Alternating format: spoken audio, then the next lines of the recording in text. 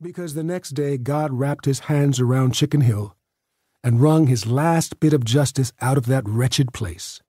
Hurricane Agnes came along and knocked the power out of 4 counties. The nearby Schuylkill River rose to a height of 7 feet.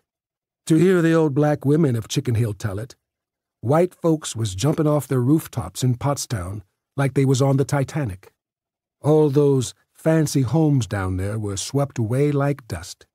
That storm killed everything it touched, drowned every man, woman, and child that come near it, wrecked bridges, knocked down factories, tore up farms.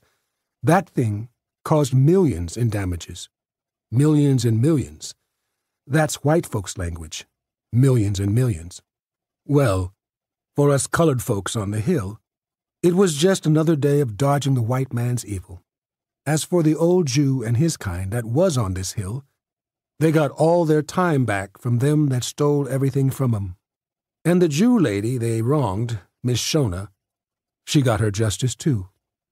For the King of Kings fixed her up for all the good things she done, lifted her up, and filled up her dreams in an instant in only the way he can. That evil fool who called himself Son of Man, he's long gone from this country. And that boy Dodo, the deaf one, he's yet living. They put that whole camp up there in Montgomery County now on account of him. The Jews did. Theater owners, they was. God bless 'em. And them cops and big-time muckety-mucks that was running behind them Jews for the body they found in that old well, they can't find a speck against 'em now. For God took the whole business.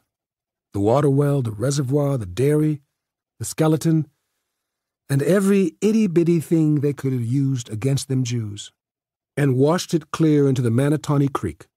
And from there, every single bit of that who shot John nonsense got throwed into the Schuylkill. And from there, it flowed into the Chesapeake Bay down in Maryland, and from there out to the Atlantic, and that's where the bones of that rotten scoundrel whose name is not worthy to be called by my lips is floating to this day, at the bottom of the ocean, with the fish picking his bones, and the devil keeping score. As for old Malachi, the cops never did find him. They come back for him after the hurricane business died away, but he was long gone. Left a sunflower or 2 in the yard, and that's it. Old Mr. Malachi got off clean. He was the last of 'em.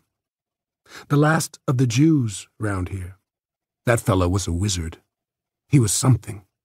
He could dance, too. Lord, that man was magic. Mazel tov, honey. Chapter 2. A Bad Sign.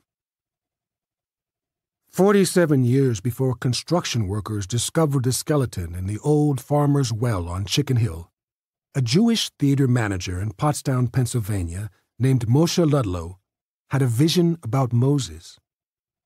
Moshe had this vision on a Monday morning in February as he was cleaning out the remnants of a Chick Webb one-night stand at his tiny all-American dance hall and theater on Main Street.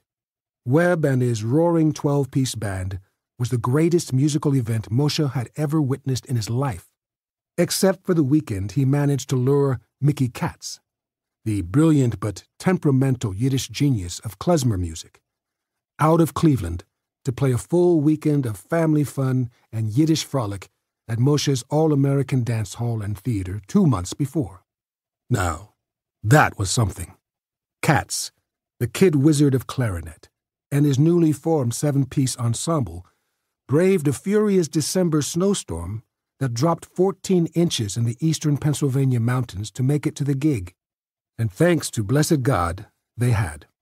Because Moshe counted 249 Jewish shoe salesmen, shop owners, tailors, blacksmiths, railroad painters, deli owners, and their wives from 5 different states, including upstate New York and Maine, who came to the event.